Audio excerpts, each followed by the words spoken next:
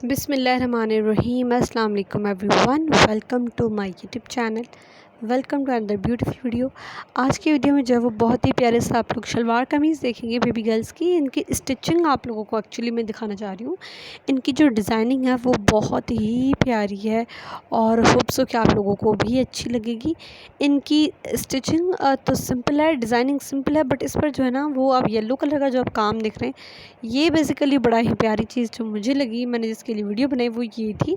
इसकी आप लोग नेक पर देखें, एम्ब्रॉयडरी का हमने हल्का सा टच दिया है नेक पर एंड दामन पर, और जो है वो स्लीव्स पर भी।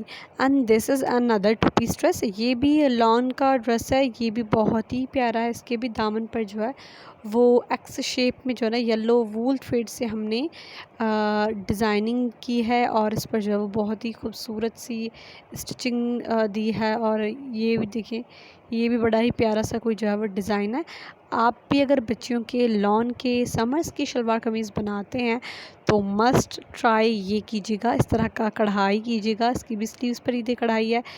ये इससे जो है वो क्या होता है कि थोड़ी सी डिटेलिंग आ जाती है ड्रेस में, थोड़ा सा प्यारे से रखते हैं और बड़े ही अच्छे जो है वो लगते हैं। आप लोग ज़रूर इस तरह से जो है वो ट्राई करके दीजिएगा।